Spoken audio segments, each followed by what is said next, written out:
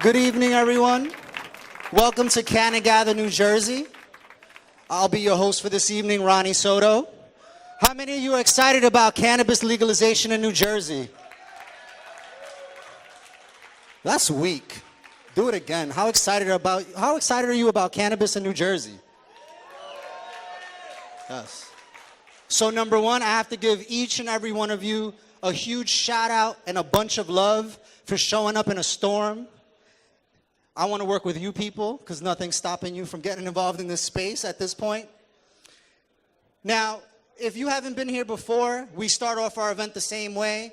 The purpose of this platform is to educate and empower entrepreneurs, investors, community leaders, elected officials, and over the last 3 months in Jersey City, we've been able to do that. So we had our event in June, July, and August. So let's stop for a second. If you want to have a side conversation, so let's get the house rules out of the way. If you want to have a side conversation, there is a lobby area right there available for you. We have been fortunate enough to get some great industry experts. So you might have seen Dr. Chanda Macias. Have you seen her up front here? Give her a hand. She came all the way from, where were you? She doesn't even know where she was. Huh? She came from Washington, D.C., but if you follow her on Facebook, she is all over this country. So thank you for coming all the way out from D.C. We have some great speakers, some great local speakers from New York and New Jersey. So as a courtesy, I know you're excited. We don't often have the opportunity to get in a room with people that are like-minded, so we're super excited. If you want to have a side conversation, if you're about to make a business deal, you can step right into that area. We promote that. While we're in here, we want to respect the speakers, respect their time. This is a community event, so they're taking time out of their schedule to help us out. So let's just get that house rule out of the way. Also, if you have to use the restroom, if you are on this side of the room, go in that bathroom. We have a live camera recording for all our folks on Facebook. Unfortunately, a lot of individuals who are advocates, they don't have the access to come out to one of these events, and they actually watch our events on Facebook Live. So again, that's another reason we want to keep the volume down, because they are listening. They also want to get educated, all right? If you're on this side of the room, there's a bathroom right down that stairs. So as best as we can, let's not try to block the camera this evening. But again, we've had a great summer. Over this summer, we educated over 800 attendees, which is phenomenal. So can you give the team, the CannaGather team, a huge hand for help putting that together? Now, if you're watching the news, if you're watching the news and you're interested in getting in the cannabis industry, you probably realize that the time is right now, right? We are headed towards legalization. Some people say the end of November. Some people say January. Either way, it's coming. So you have to be fully prepared for what's about to happen. So if you saw what happened in August with Senate President Sweeney, he said he has enough votes to legalize. Now it's just a matter of getting the language together. So everyone, if you are serious, you should be preparing as much as possible to get involved in these rounds of applications if that's something that you wish to do. Now, how many of you saw the mayor of Newark, Jersey City, and Hoboken a couple weeks ago in Newark? Did anyone see that on the news? Okay. So not a lot of you saw it. Great. So this time to do some education, right? So Jersey City, Hoboken are hotbeds. Everyone wants to come here and open a dispensary because we're across the river from New York. But it's very important when you get involved in the cannabis industry, you need to engage your local officials and hear what they're telling you and what they're looking for. So if you saw that, that press conference, I was fortunate enough to be there. But if you saw the press conference, they're asking for specific things from companies that come to their cities. So number one, they want companies that are promoting expungement. They want people to get out of jail now that this is profitable, right? Not only do these city officials want expungements, they also want inclusion. So you're going to have to figure out how to get these folks jobs when you start your companies, right? So this is what these municipalities are looking for. They're also looking for training. They want their population to be involved in this process, and they're looking for companies that are going to come in and have some type of work development programs. I'm giving you all this stuff for free because I want the state to win. And we're at a very unique opportunity where we can win and really take advantage of this situation and make it profitable and beneficial for our municipalities. So if you were looking at that report, 32 municipalities opted into this, okay? This type of program. Atlantic City, everyone wants to go to Atlantic City. Asbury Park, Hoboken, Newark, Jersey City. There's 32 municipalities that have opted into this agreement where they want social equity, they want social inclusion, and some of these cities are your cities where you're going to make the biggest bang for your buck as an entrepreneur, right? So what I encourage you to do is reach out to your local municipalities. CannaGather, we would be more than happy to connect you to the right folks. But if you are going to advocate to get into the next stage of this industry, whether it's medical or adult use, you're going to have to start engaging your local officials because they want to know who's coming to do business with them. All right? With that said, let's go back. There you go. With that said, the talk of the theory of the cannabis industry being here is quickly going away. We are about to move into some real practical application. So we're going to take a little field trip, CannaGather. All right? You guys like field trips? Okay. So we are going to take you to Trenton, New Jersey. So take a look at the screen up there. That is First Trenton National Bank. You want to hear a quick story about First Trenton National Bank? It was established in 1904. At some point when Trenton was a major manufacturing hub, it was a major hub for commerce and business. That place hasn't been occupied since 1999. And if you've been to Trenton, you understand it's a dilapidated city. And we pretty much understand after seeing other states what cannabis revenue can do for a city like this. So we're going to bring you to Trenton on October 30th. We're going to hold our event there. I know some of you are like, man, that's a trek. But if you are interested, if you are serious about getting in the cannabis industry and you want to see an environment that has the potential to benefit from cannabis, then you should probably show up in Trenton. So First Trenton National Bank is going to be a phenomenal event. Our team is here passing out cards. If you have any questions about that event and how we're going to operate it, please make sure you reach out to us. Now let's get into a little bit of the programming. So again, we want to respect the speaker's time, but if you haven't already, meet your neighbor, exchange a card. Why are you here? Go ahead.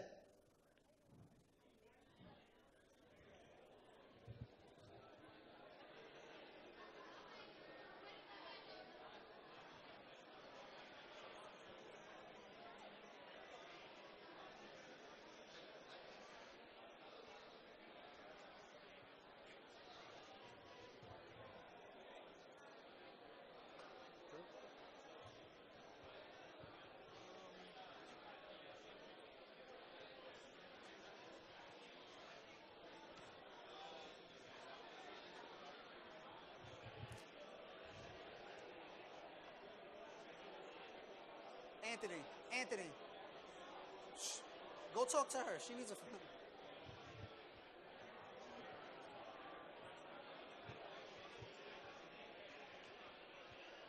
All right. Now that you met your neighbor. By a show of hands, how many people have been to a CannaGather event before? Wow, okay, great. How many newbies do we have in the room? So the newbies, there you go. You're not a newbie. You're not a newbie. So if you're a newbie, make sure you meet some of the veterans. They've been doing this for a while. They've followed us from New York, some of them. How many entrepreneurs do we have in the room? I know that group is a group of entrepreneurs. So let's do it different. By a clap of hands, how many entrepreneurs do we have in the room? Okay. So you must be very excited about what's happening right now. What about investors? Okay, we have a couple. I see some of you not clapping. I know who you are.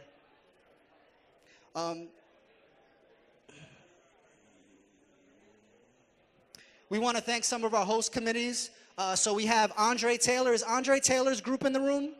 Andre Taylor, thank you for being a host committee. We have your swag coming. It's late because of the rain. Juan Colon, thank you for being a host committee. Juan Colon, homegrown, Union City. All right. Thank you very much for being a host committee. Sponsored by Flower Power. Is Craig in the room? Craig right here. If you're interested in any flower power type of products, they've been our committee sponsor for a while now. Thank you very much. Now, these events cannot take place without sponsorship, right? So we want to thank our sponsors who've gotten involved up to this point. We've had phenomenal relationships with our sponsors over the last few events, and I think this has been a great opportunity for them to educate and for you guys to learn about all the different types of companies that are operating in this space that don't necessarily touch the plant. So we want to thank a few of our sponsors. We're going to actually have some of them come up and tell you a little bit about their companies. Again, we are 8 months away, between 8 and 12 months away from some form of legalization, right?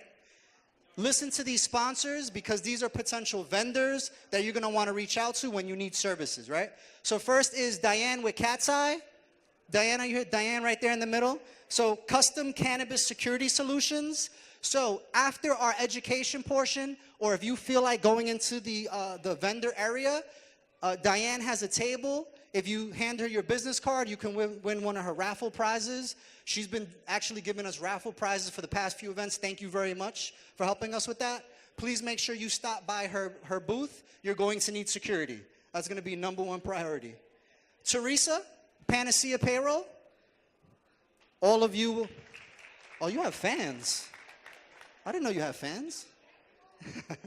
Panacea Payroll, high quality payroll processing services and business support services. Make sure you see Teresa. She's going to be here all night. Everyone's going to need some form of processing when it comes to payroll and other business services. Now we want to call up a couple of companies that are gold sponsors. So we want to call up Rick Weissman with High Falls. Give him a hand.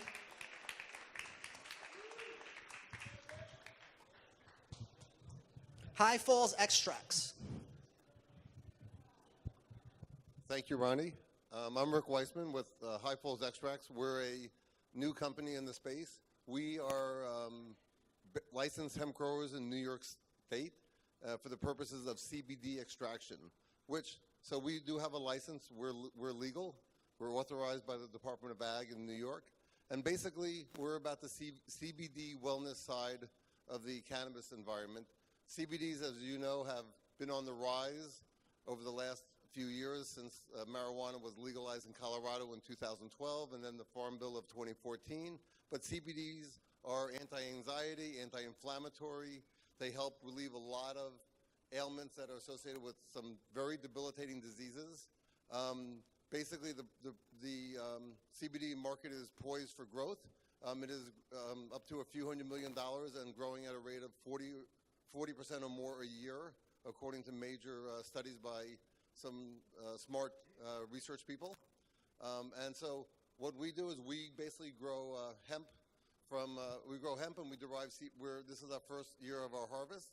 But basically we're capitalizing on the fact that the human body has an endocannabinoid system. This system, the body is wired for the wellness product of CBDs. And so instead of saying this is something that's snake oil, it does do a lot of things for a lot of different people. But arguably, we're out there, we're giving samples away to those who want to stop by our booth. And I would say about half the people who try our product get benefits right away. So it's quite remarkable. I invite you to stop by our booth, check out our products, sign up for our informative email list and our raffle. And and if you're interested, we have products to sell as well. Anyway, we're proud to support CannaGather. Thank you, Ronnie, and thank you everyone for being here.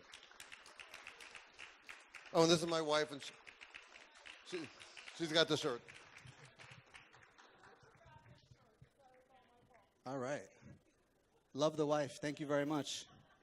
Okay, so let's move on to Mitch from Mitch's Medicinals. He's going to come up and tell you a little bit about his company and what they're doing in the CBD space. Thank you very much. Thank you. So yes, my name's Mitchell, and my company's Mitchell's Medicinals CBD. I've been in the CBD space in the Philadelphia market now for going on 4 years. So I partnered with a group out of Colorado, and these guys know what they're doing. Everything's happening right now in Colorado. We have great genetics. It's a whole plant extract, so we take cold ethanol extraction, which is very unique. Most companies do CO2. CO2 is great, it's cheap, but going back kind of old school, the way it was done back before it was illegalized was, ethanol or alcohol extraction. So that's one of the things that makes ours a little bit different. I have about 80 or so healthcare practitioners in New Jersey, Philadelphia, Pennsylvania, Florida, Massachusetts, and I have about 100 or so DOs, integrative medicine doctors. So I have numerous anecdotal feedback from patients and how to use this. So, like it was mentioned prior, it is about the endocannabinoid system. It is a cell signaling system in our body that mainstream medicine doesn't have any training in. And it can be the missing link for a lot of people's very common conditions, such as depression, anxiety, sleep, pain, digestion, just to name a few, just the tip of the iceberg of what this endocannabinoid or homeostatic regulator does within our body that is ignored from mainstream medicine. So I have topicals, I have drops, I have patches, but the flagship is the topical ointment, because everybody from a baby with diaper rash to your grandmother who's got chronic pain is willing to try something topically. So I'd love any of you guys that want to try it. I have samples, and I'd love for you to try it. It's really good for chronic pain. And then the drops as well. Phenomenal feedback for pain. The big three, pain, anxiety, and sleep, are really the big three conditions that the drops help with. Any questions, I'll be over at the booth, and I'll be glad to answer them. Thank you. Appreciate it. How many people have actually tried CBD? Or actually, how many people have not tried CBD? All right, we have a good portion. If you have not tried CBD, I'm a big proponent of it. My mother had surgery on her back. They fused her spine at the bottom. We tried a couple different products to try to relieve her situation, and CBD seemed to be the best one in terms of topicals, in terms of consuming oil. So definitely check out their two booths. Definitely find some value there. Next up is Harry Carpenter. Harry Carpenter with Citron Cooperman. There you go. So Harry is a Jersey City, Bayonne native, right? Come around this way, boss. So this is a very, this industry requires a lot of compliance, as you know, a lot of legality. So this is they came up deep, excuse me. Yes, yeah. Should have wore my tie. Harry Carpenter, great firm. He's going to tell you a little bit about their company. They got the boys here, so if you have any questions, feel free and reach out, but share with us what's going on with your firm. Thank you very much. Thank you, Ronnie. First of all, Ronnie and Jade and Josh and Frankie and the whole team, thank you for organizing this group. I think it's so important. It's been a great experience so far. We're really happy to be here, and thank you for letting us be a sponsor. Really appreciate it. So we're with Citron Cooperman. My name's Harry Carpenter. I'm a director with the firm. I want to take the minute to just introduce my team. We're a full-service CPA accounting firm. Our footprint is from the New England area down to D.C., but we're an international and a national firm, serving clients across the country and internationally. Our client base is everyone from small business entrepreneurs and startups to the third largest cannabis company in the world. Acreage Holdings is actually on its way to go public on the Canadian exchange, and we're currently helping them do that. But I spent a lot of my time, I spent a lot of my time, especially this past August, helping a number of clients go through the application process. There's a requirement for certified financials, among many other things. But we're accountant advisors. My team is Neil Pacifico, Steve Ferreo, Ray Owens, and Matt Hoyos. We have a booth in the back. We encourage everybody to come by and see us, grab our card, ask us questions, pick our brain. We're happy to be here for you. And again, thanks for having us. Next up, we want to invite up Eric Schneider with Trichrome Analytics. They're a prospective third-party lab applicant. So once we get to the point where these licenses get broken up, they're going to be one of the companies that applies for the lab certification or the lab license. So Eric, come up and share with us what's happening with your company. Thanks, Ronnie. I appreciate it. And thanks to CannaGather for putting this type of gathering on, not just tonight, but on a monthly basis. My name is Eric Schneider. I'm here with Kristen Godey, and we also have Jeff Fazzo somewhere here in the building. We are Trichrome Analytical, a prospective third-party independent laboratory testing firm. We anticipate and we will be providing third-party testing services to the cannabis industry. At present, Trichrome is a division of IATL. And IATL is a laboratory that's been in the environmental business for over 30 years. As many of you may know, the environmental business is highly regulated, and it has a lot of the same similarities to what the cannabis industry has now, back when asbestos, lead, mold, that whole thing was blowing up. And so we feel like we're already most of the way there in the laboratory business to be able to provide third-party testing services. We build our reputation in the business on quality and client service. We intend to bring the same things to the cannabis industry. Our client service is live people answering the phone, customer service questions handling immediately, turnaround times, gone from this to this in our business. And we expect to bring the same thing to the cannabis industry. So once the state opens up third-party testing to other firms besides the state lab, we're ready to provide those services. And we expect that to happen very soon. Thank you very much. And thanks, Ronnie. Thank you. Robert DePisa. All right, I'm going to stay short because I know we had a lot of sponsors. But if you don't know me, my name's Rob DePisa. I'm a partner and the co-chair of the Cannabis Law Group at Cole Shots. Cole Shots is a full-service law firm with offices in New York, New Jersey, Maryland, Delaware, Florida, and Texas. We represent both plant-touching and non-plant-touching clients, and I think you're going to find two differences between us and the other law firms in the industry. One, we actually know what we're doing, and we've been in the industry for some time. I started working in this industry back in 2010. And two, we're all passionate. Each one of us are in this industry for a reason, not because we rose our hand and decided that we wanted to work in cannabis. We're all here for a reason. We're all passionate, and we all have a drive, just like everyone in this room who battled through the rain and the flooding to make it here. So what I'd encourage you to do is please come up to me, someone else in our Cannabis Law Group, introduce yourself, tell us your story, tell us why you battled through the rain to make it here today, and let's see if we might be able to connect you with somebody that might be able to help you to get to where you're going. Thank you. Appreciate it.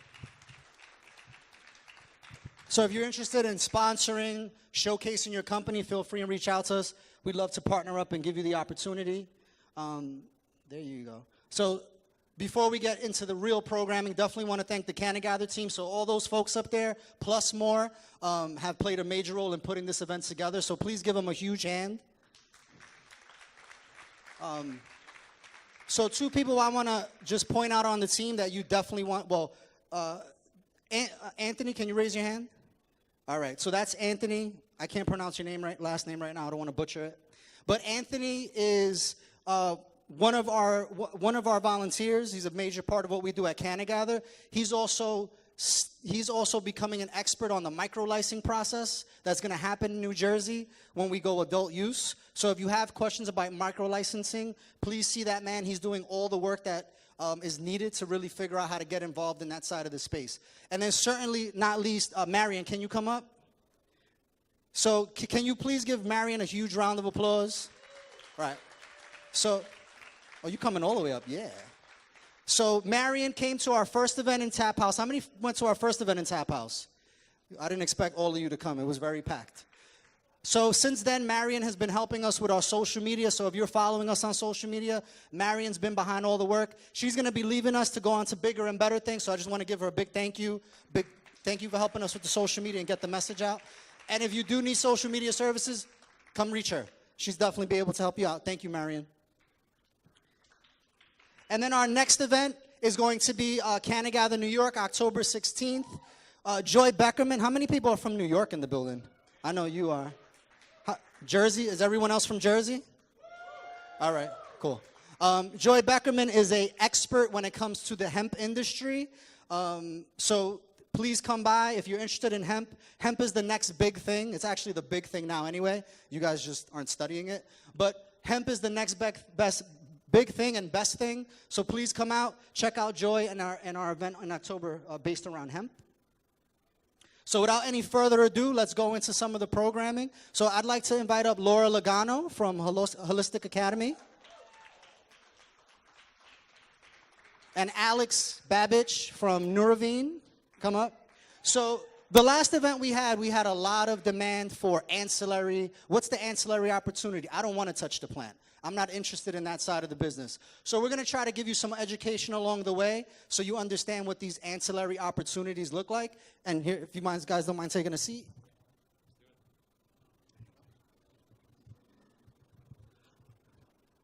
How are you?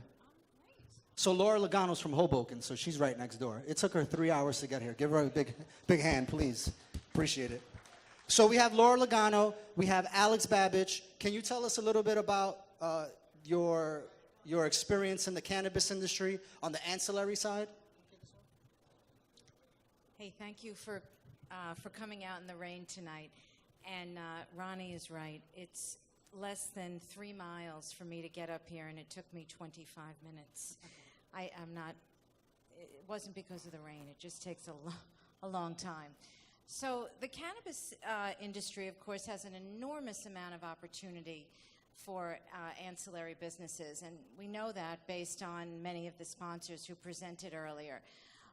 But in my opinion, as a healthcare professional and somebody who spends time educating people, I'm a functional medicine practitioner. I'm a registered dietitian nutritionist, and I work with patients on root cause resolution.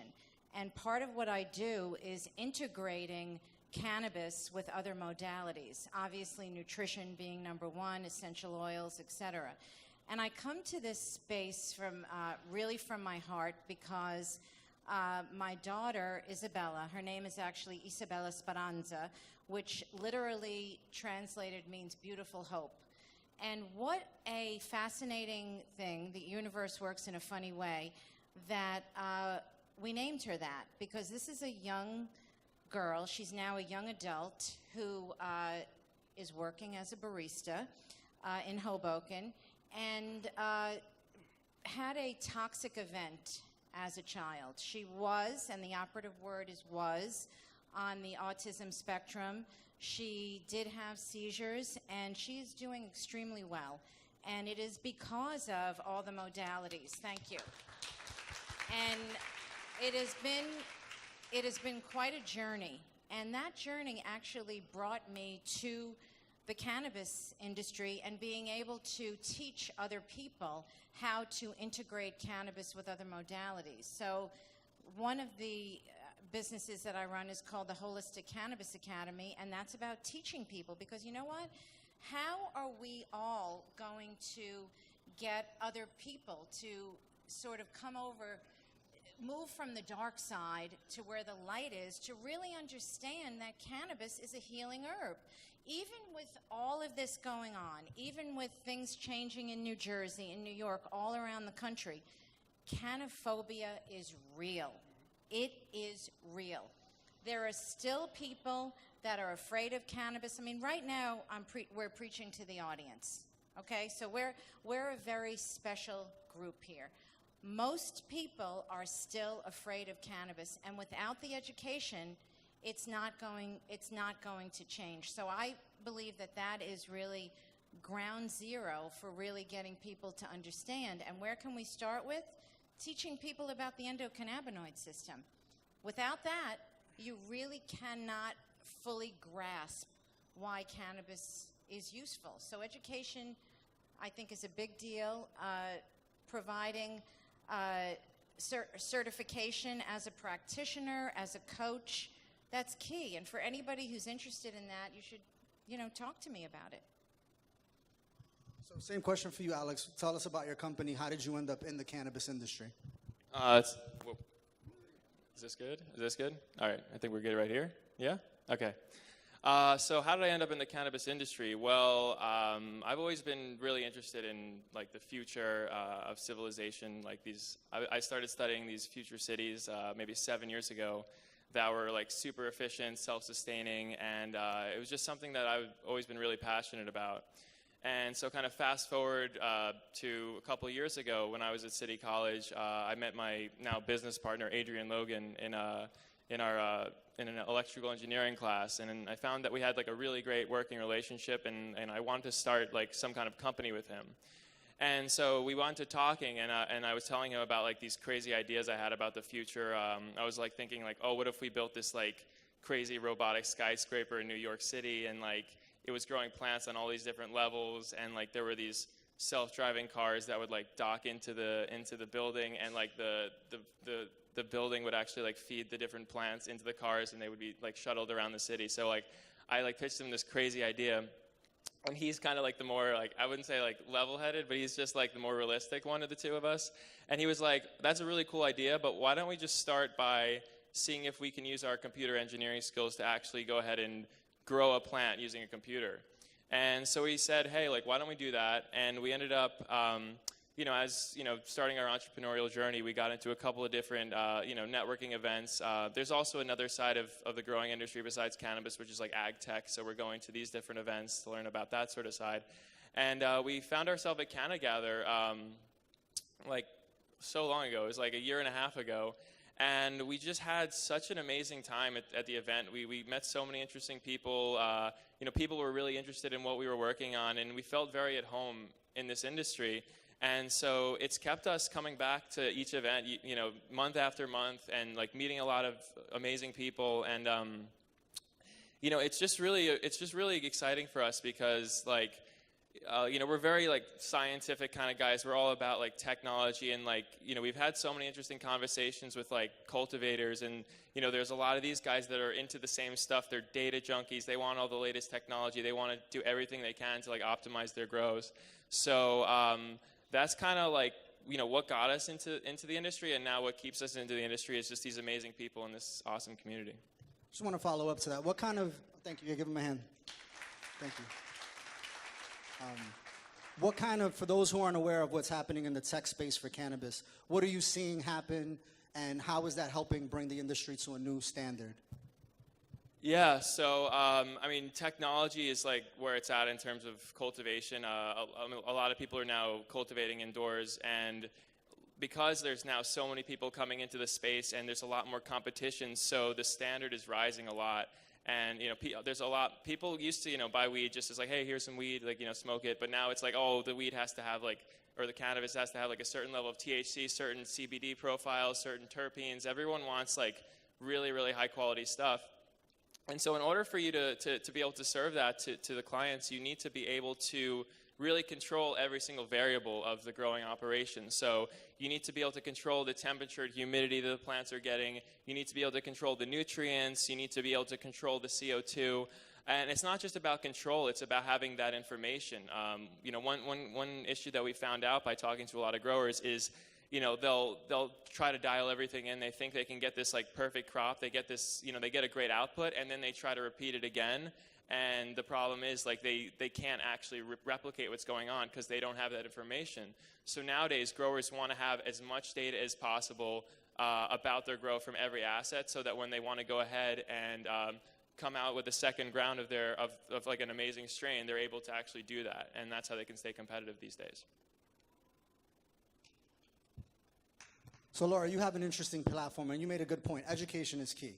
We can't we can't do anything with this movement without education. You have a platform that's based in technology, but you're also catering to a demographic that's super stigmatized, right? What are some challenges you're facing there, and like what are you doing to kind of overcome that with these medical professionals with your platform? Yeah, it's to borrow a saying, it truly has been a long, strange trip. And for me, it's been totally fascinating because in this space, of being a healthcare professional, I deal with people who are extremely conservative. So remember, I am working I'm a dietitian. Dietitians tend to be a conservative bunch of people. What I find really fascinating, now I never drank the Kool-Aid, so I'm in a pretty different area than the typical RD. However, what I'm going to say is people are changing.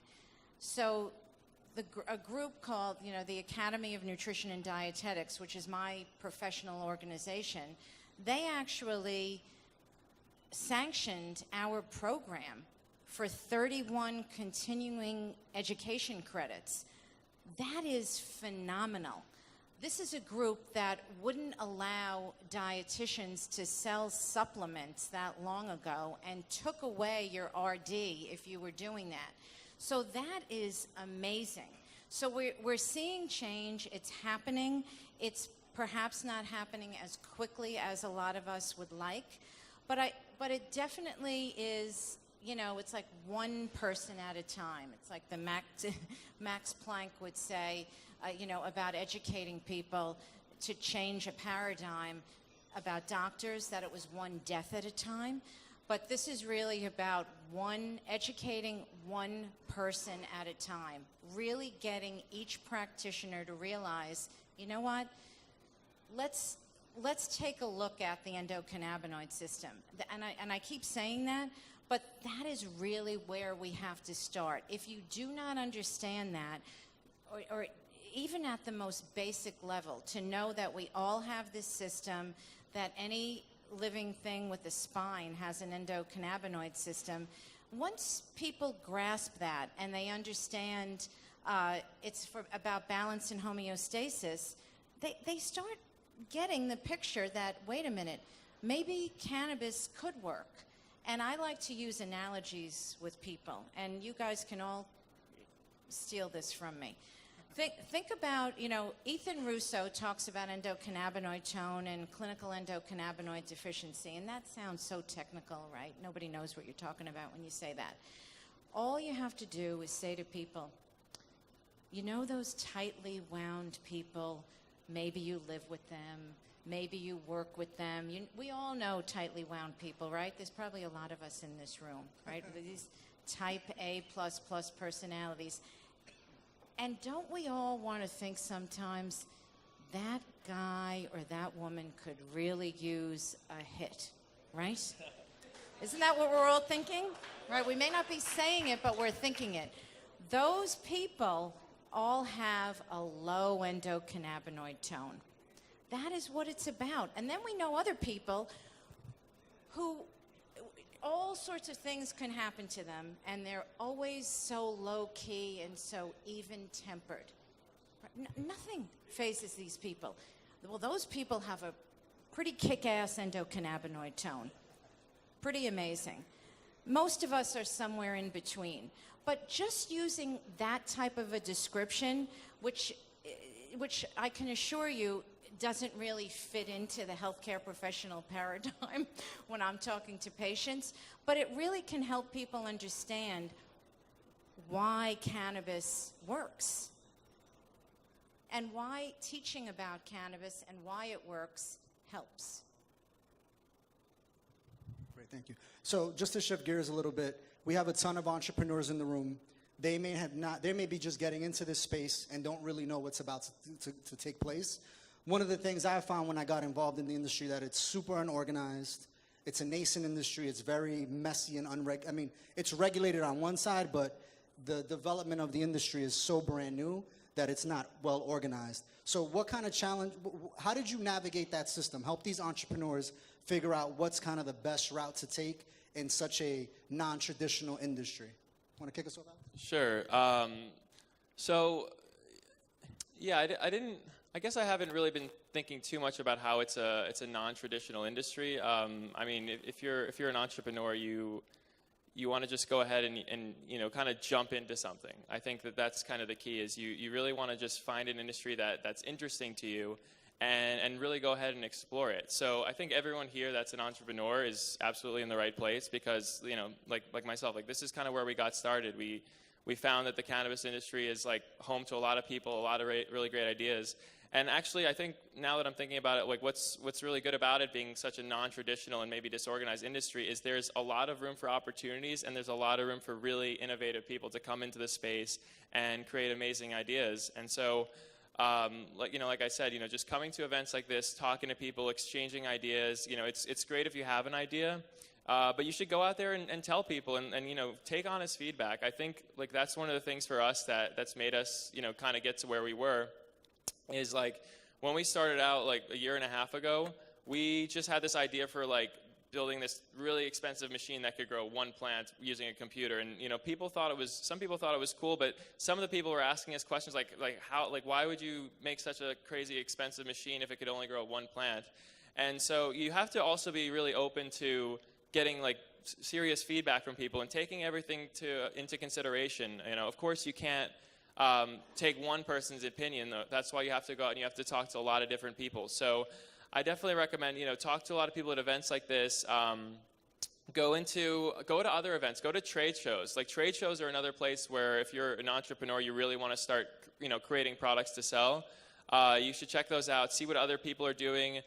You could talk to anyone at any booth. You can ask them any questions that you want, and they're going to tell you a lot of stuff. So and this is kind of coming under the umbrella of something called like customer discovery. So it's about going out, talking to people that you think are your customers as well. So say you have like this idea, like, kind of like something that we had, this automatic, this robotic plant growing system.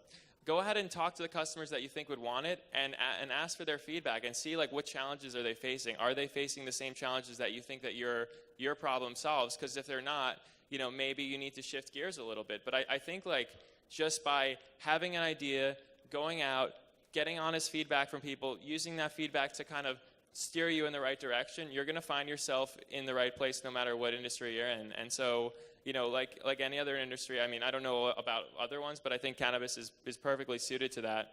And, and also if you're wondering, like, how do you come up with like, good ideas or whatnot, there's like a little exercise that I used to do a lot with me and my business partner, Adrian. We would just like write down like 10 ideas every single day. So what you do is you just, like, say you're in the morning, you just write down like, a couple ideas. If they're a bad idea, that's okay, write it out. Because sometimes like you think you can't think of anything good, but if you just like write out the bad ideas, it'll take them out of your head, and then it'll make room for the new ones to come out.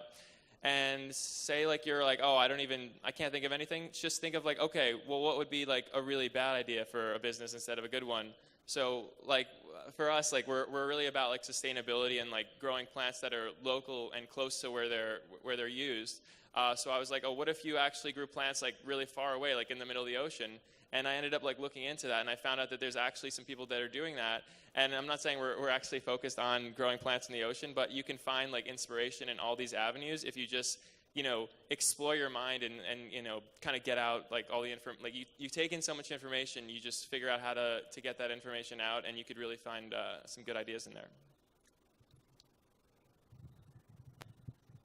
So what are some of the challenges you faced in the cannabis space since you've come in?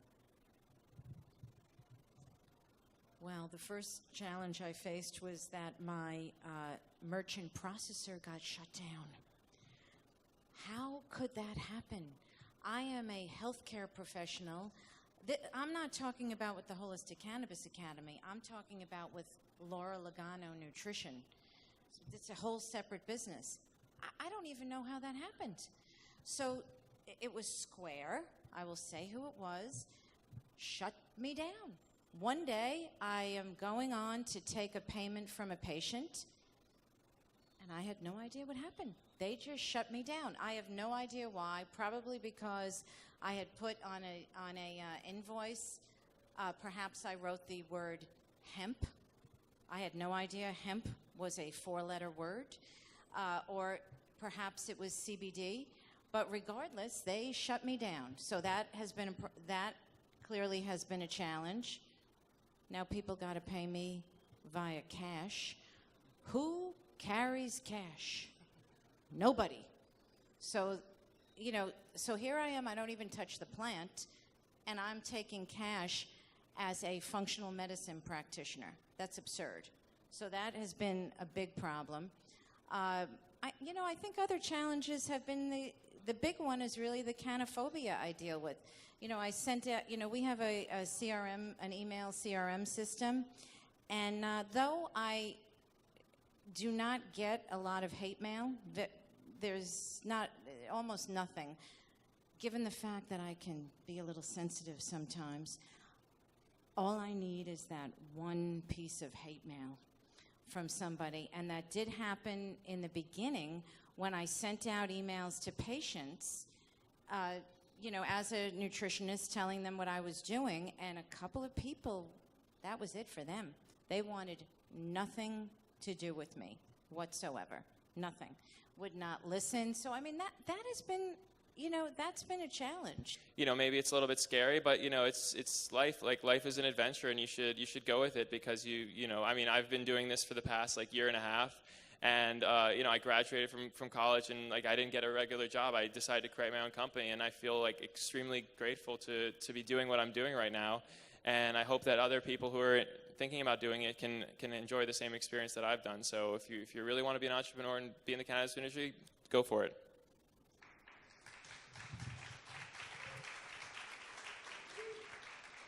So I'm just going to reiterate what I said before. Get educated. Get educated. Please do not say that you've been in the cannabis industry for 30 years because you've been smoking weed for 30 years. I meet so many people who say that to me. It's starting to become a little bit of an inside joke. But get educated. Get educated. If you're going to be in the cannabis business, know what you're talking about. Know why it works. Are you guys going to hang out with us a little bit? All right, so Yeah, if you have any questions about our two panelists, for our two panelists, they're going to hang out afterwards during the business and the networking part. So make sure you find them. Thank you. Can you give them a round of applause? Thank you very much. So we're going to move into our keynote. As you saw, the title of the event is The Business of Cannabis, the Business of Science and Research. So we have the opportunity to listen to one of the best out there working in this space when it comes to science and research. So I want to invite up two folks. So everyone knows Leo Bridgewater? He's probably watching us on Facebook. You see me, Leo? So Leo couldn't be here. He is at the CWCB in LA. Things are moving fast, so everyone's all over the country. So the takeover for today will be Mary Pryor. Mary Pryor is the founder of CannaClusive. She created this organization was created to facilitate a change in the industry. We want further representation as this industry develops compared to where it is now. So Mary, can I have you come up? Mary's going to be doing the interviewing today. Give her a big hand. Google her. And then, of course, Dr. Chanda Macias, owner, general manager, National Holistic Healing Center dispensary out of Washington, D.C. She's also the executive vice president of an organization you might have heard of, Women Grow. So if you have any questions about Women Grow, this is one of the senior leaders at Women Grow. So I'm going to leave them to make some magic, and I'll be around. But thank you for coming. I appreciate it. Here you go. Thank you. I really would like everyone to understand you're not only just speaking with Chanda Macias, speaking with the Dr. Chanda Macias. So it's amazing that she's been able to offer her time. She's very, very busy.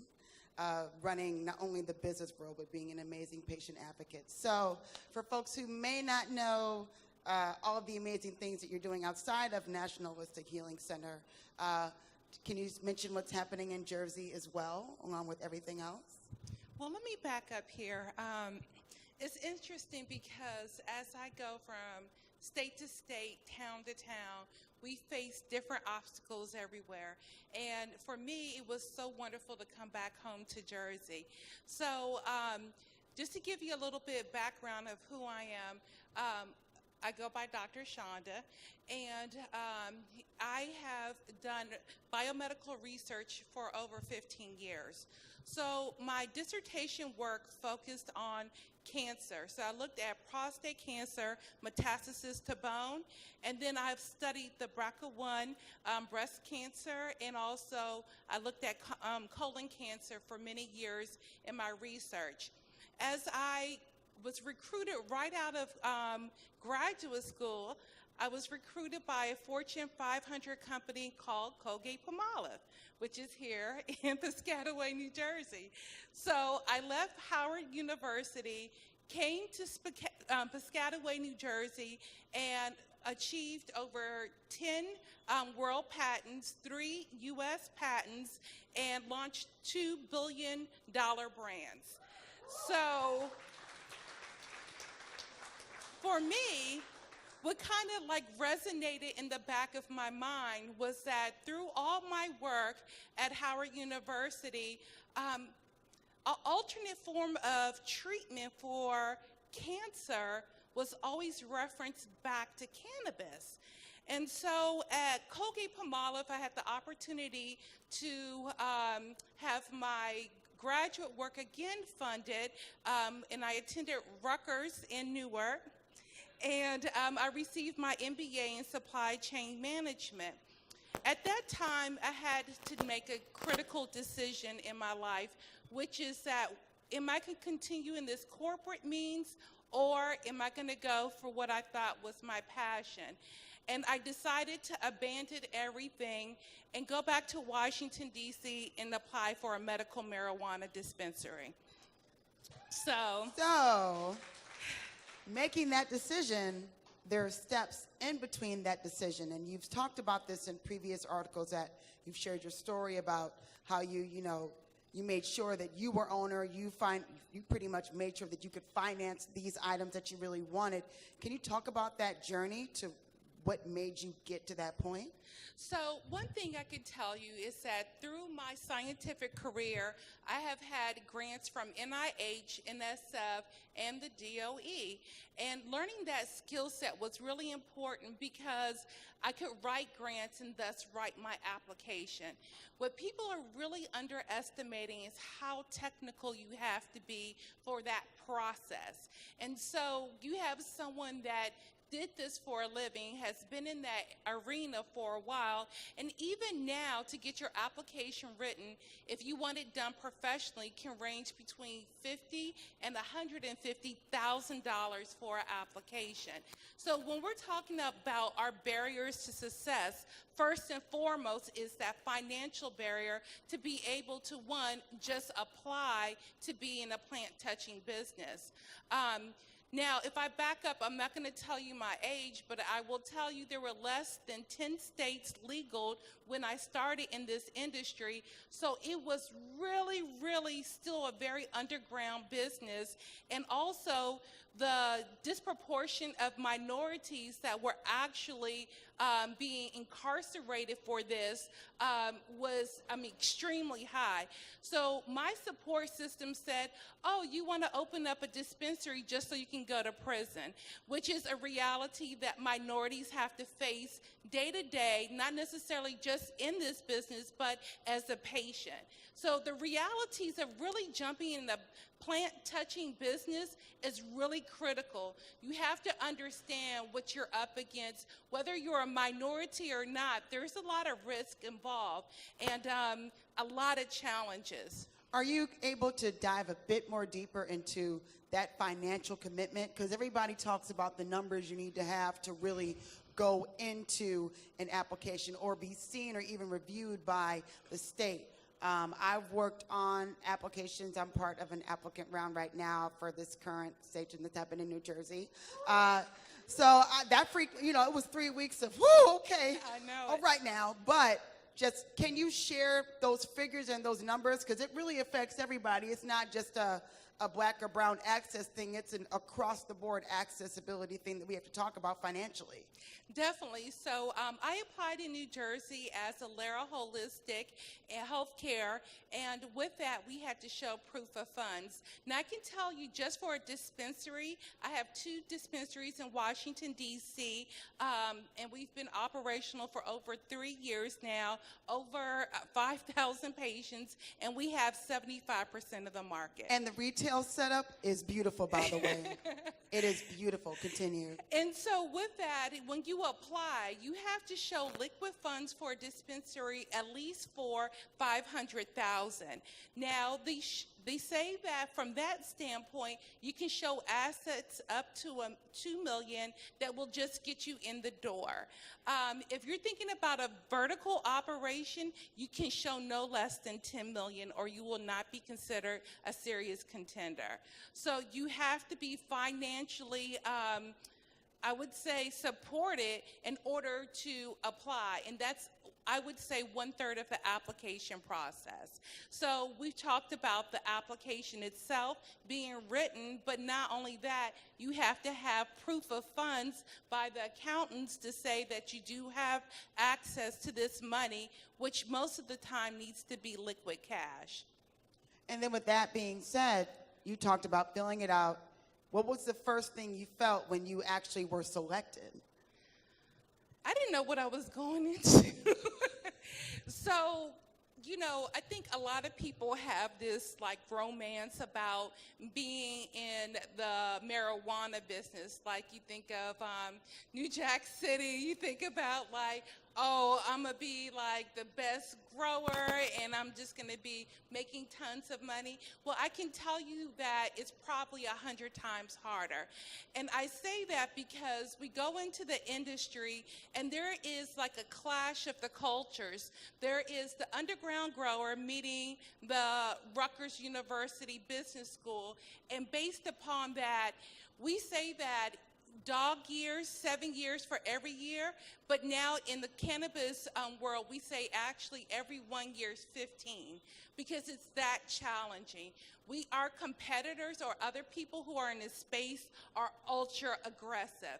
And when I say that, there's a lot of protections that lead us so that we can't protect ourselves. There's no IP protection because it's federally illegal what we're doing. So if you think you're gonna get a patent or a trademark to protect what you have, someone can steal it and there's nothing you can do about it. In a lot of different ways, there's also, when you think about not only your intellectual property, but also your marketing, etc.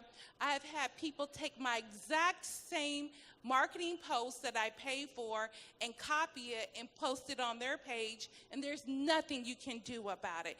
So when we think about also enforcements of contracts, etc., depending on where you are in your state, sometimes they're unenforceable. So because of that, you're in a very ultra-aggressive community where you have to be very skilled on how to proceed step by step, day by day, and really know which way to go and which way not to go. And so when someone walks into one of your dispensaries, and you also have another one opening up, correct? Mm-hmm. What state? It's in Washington, D.C. I also have one in Pennsylvania where I'm vertically operating.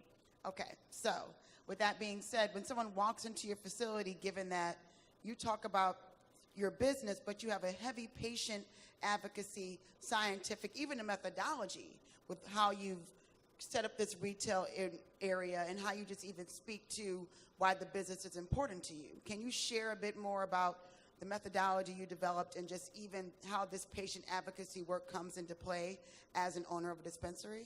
So just with me giving you the background, from my perspective, I've always been a patient advocate. I started in this space as a patient advocate. I will leave this space as a patient advocate. It is our right to have access to medicine for our healthcare choices.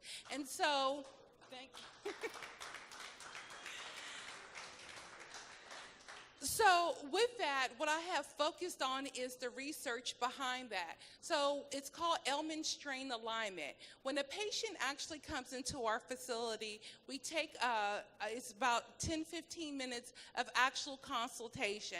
It can go a little bit more, it can go a little bit less, but it will depend on the patient, their disease, and their disease state. So when you actually come in, you will talk to one of our wellness consultants, and we will find the right medicine for you and also treat you with that medicine. So when I say that, for example, we have over 150 products in our dispensary, but we might have, for example, 5 different dreams. So when I say 5 different dreams, what I mean, there's a blue dream, there's a district dream, there's a cookie dream, there's 5 different strains of one phenotype. right? And based upon that, what we do is find the right one for our patients to use. All these strains, even though they come from the same general family, they have differences. And we can say that over the course of evolution, each strain has a different way of affecting somebody. So based upon that person's biochemistry and their dosing tolerance, we're able then to go in to say, let me treat you based upon your ailment. So, for example, if you are an epileptic patient and you have the onset of a seizure immediately, you cannot take a tincture for that because that would take 45 minutes to really hit your body.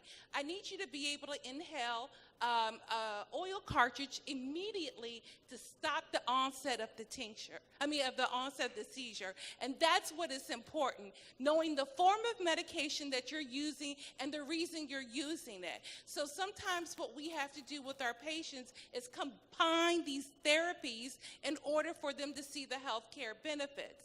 Now, how do we know that they're working? Well, when I first started out, we had patients come in that thought they were recreational. And when we started to work with them on this ailment strain alignment, what they actually found out is that it was causing an overall health improvement. Based upon that improvement, we saw the patients start more frequently buying and buying in a deeper purchasing pattern. What we then went back and did is educate not only the patients but the physicians, and what we saw is that with that combined education, we started to see a synergistic effect in the overall well-being of our patients. So it was really important for us to use that scientific and research background to be able to push that forward. And then just even with all this knowledge that you've had, for someone that's a newbie, for someone that is really interested in the industry, for someone that has been a cannabis user for a long time, where does someone just even grab or grasp 1/3 of everything that you've taken on as far as a resource or just learning materials? So the first thing I say, as I go from state to state, is that if you want to enter the cannabis industry, you really need to start with where you are currently doing in your current occupation. It is, if you're an accountant, to pivot in accounting focusing on the 280E, which is part of our cannabis industry, then that's the easiest way. You already have a basic skill set, and now you just need to specialize it. Can I ask, show of hands, does everyone know what that means? Raise your hand if you got it. If you don't got it, okay, can you just say what that is? So for the 280E law is the IRS law that says that you are functioning as an illegal business. And based upon that, we can tax you up to 70% of your day-to-day operations. That's the reality of the cannabis business. So with that being said, the profit comes in where? When you have a fully running operation? It's just really being on top of your game, having great products, having good follow-through, great customer service. What are the ways that someone can push through that adversity? So the truth of the matter is, and I'm going to tell you like it is that if you're going into a retail operation where you have the cost of goods sold that you can actually write off, but your business expenses that you can't, you should not enter the retail space. Now, the most lucrative side of it is cultivation, but cultivation costs the most to get into it. So based upon cultivation, you can write off almost all your cost of goods sold, and you have a little bit of business expenses like your rent or other things that you have to compensate for, but it's definitely more lucrative. So what most people are doing when they enter this space on the retail side is, in fact, they're not going with the game plan that I'm going to make a lot of money now, but we're all banking on the fact that once it goes federally legal, at that point the 280E will be removed, and therefore the industry will be opening up for high profits. So with all that business and with all of your patient advocacy and understanding, there's still this other amazing part of your work where you at Women Grow have done a lot of transformative work in terms of given the organization a different lift and a different light, especially since coming into your role in February. As a woman, what are the numbers and the stats behind our presence in this industry, and what are the things that women in this room can keep in mind, just given the fact that, you know, you hear that being a woman in this business is kind of very, very taxing, or the opportunities somewhat seem limited? It's very limited. There's less than 26% women that are allowed to enter this industry. And when I say that, it's a very restrictive industry. When I started in this industry, I had 8 suppliers in my district, and only one would supply me. And out of that one, they could only supply me 2 strains. For 3 months as a retail owner, I only had 2 strains. What was going on? Well, these are our barriers to success. This is the way where a retail operation can fold immediately. And this is the reality of the cannabis business. And it might not just be me, and there might be other people that feel this, I'm going to say, discrimination in some way or another. But then I had my patients coming to me because of my education, the value of the education that I could provide them. Now, what did that do? I had another cultivator say, you know what, you're gaining some patients, so I'll give you 10 strains, I'll charge you $6,500 a pound, but you have to buy all 10 strains. Well, who has $65,000 sitting around to invest when you only have, less than 100 patients with the limit of 2 ounces per patient? So you mean I have to buy this in the access so that I can, in fact, just have a functional business? I had no choice. I'm not going to sit here and tell you that once you enter the industry, you won't have these barriers. These barriers will come in different forms, in different shapes. But what I can say is that if you have the tenacity and if your heart is in the right place, meaning that for me, my right place is about the patient, none of this other bullshit matters. So you mentioned to me off to the side that on top of all of this amazing work that you're developing products. So can you tell us about this product line? Where can people access it, and just talk about the development of it and what you've learned in the process? So, to my discouragement, I'm in Washington, D.C., and what we've had in Washington, D.C. is that we're a federal city. We have a lot of people that are concerned about employment issues. They're concerned about HIPAA laws and compliancy. They want to have access to product, but they don't want to go on the record to get that access, and that's respectable, period. I get that. I understand the realities of it. And so with that, what I wanted to do is then be able to give affordable health care to the community through the CBD market. So we are launching our National Holistic Healthcare platform on November 1. You could see that platform at nationalholistichealthcare.com or on our website, nationalholistic.com. And we're able to then supply the nation with an affordable healthcare solution. So now we can start just the narrative of what true wellness looks like in that scope. And that, again, is what it's about. The other thing that in Washington, D.C., we were able to really support was the fact of reciprocity. So if you're a New Jersey card holder, you can come to National Holistic in Washington, D.C., and I can serve you. And I can educate you, and I can make this treatment worth your while. And there are several other states that fall into that for those that have family and friends as well, right? What are the additional states? There's actually 16 of them, and I'm not going to play like I know memory, because I don't.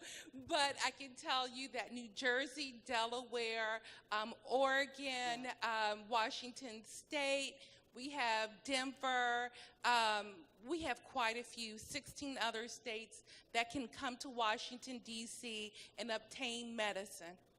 And just given that, that's amazing, first of all, so that's really awesome. We fought hard. So we fought hard for that. So pretty much when you're entering the space, you need to be ready to box. That's pretty much what you're saying. So Oh, you do. There's no question about it. And, you know, the one thing that I could say that I've been in the East Coast this long, and I'm still at a learning curve. I'm considered an expert in my field, and then when I go to those in Denver who've been in here for this game industry for 9 years, they're like really advanced. So for us, it's really critical that we gain this knowledge as soon as possible if you want to enter the industry. And I cannot compare a Denver market to a New Jersey or a DC market.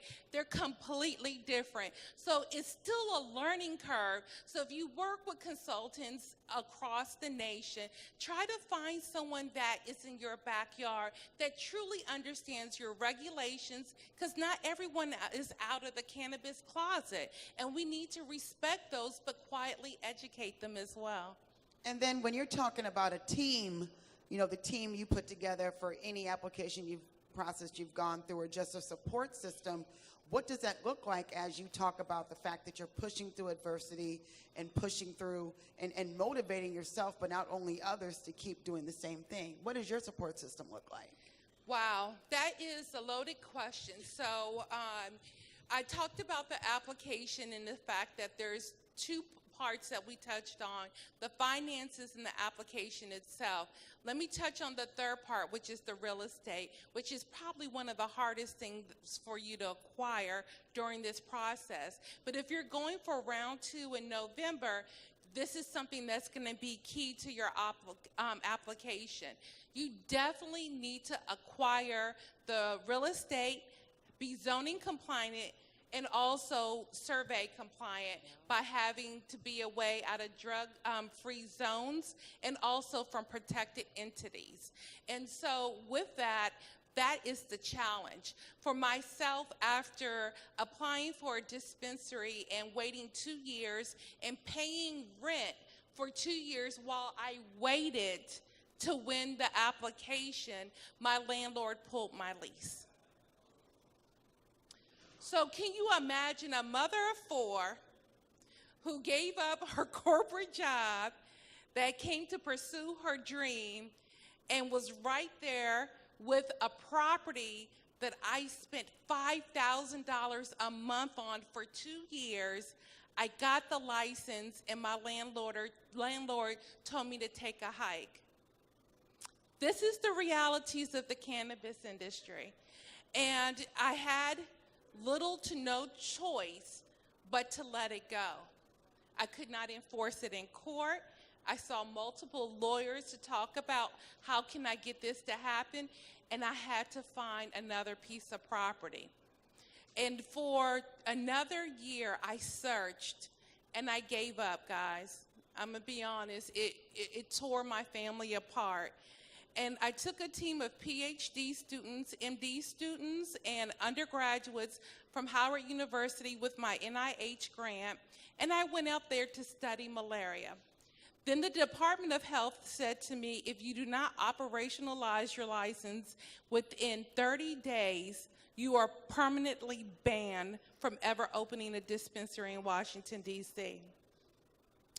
At that point, I gave the landlord the biggest speech you can imagine.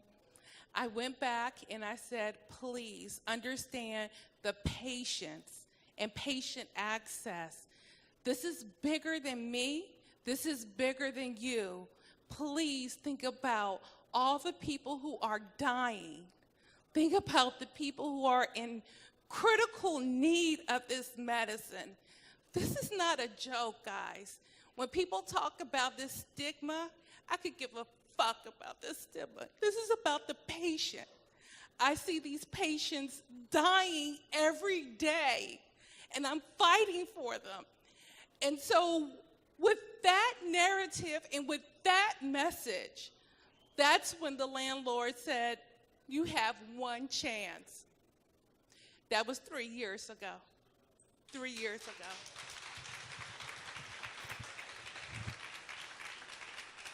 Y'all got me up here needing some therapy after this. I was really trying to go for the Oprah approach with this interview.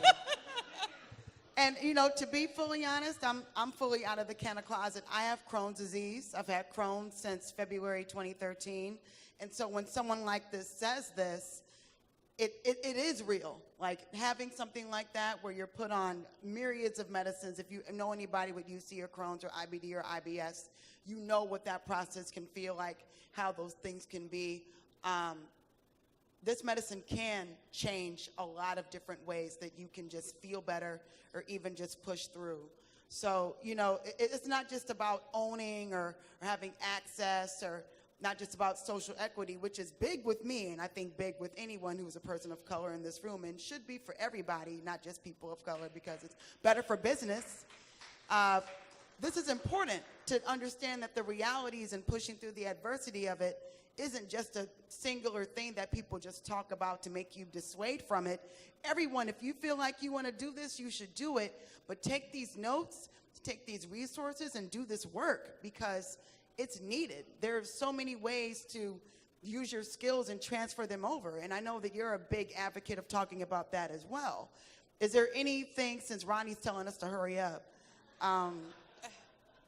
is there anything that someone here can really, really start looking at from a resource level, and just your closing remarks on what people can do to push through and make this happen? So my first thing is that if you really truly want to engage in this community, you have to do the research. So not enough to say that, oh, I know what a strain is and what that looks like. You have to build your team, your business team up. You have to take all aspects in consideration. When you build out your business plan, it is a regular business plan that focuses on this industry. So really think about what that looks like and see what you can do with your community. I think what was the biggest thing for me is that when I formulated my team, I used my core community to do so. So we are minority woman-owned establishment, and you know, we were able to develop that platform for us. So, and I know we have to wrap up. Again, if you need to reach out to me, you can watch me on, I keep a track of everything on Facebook. So is Dr. Chanda Macias, on Instagram as well, Dr. Chanda Macias, and on LinkedIn. If you have any questions about this process, please let me know. I can shoot you quick answers, but please be persistent, build out your teams, and get your finances documented now. Thank you so much.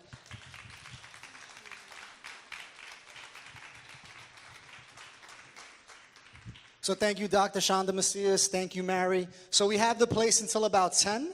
So we have an intimate group that stood here. Thank you for coming in the rain and the storm and the flooding. Again, we have the location till 10. Please network, build, pass out your business cards. Dr. Chanda will be with us for a few moments, so if you can try to get her ear, but our experts are here to help you. So thank you again, and look out for our events in New York and New Jersey. Have a good night, guys.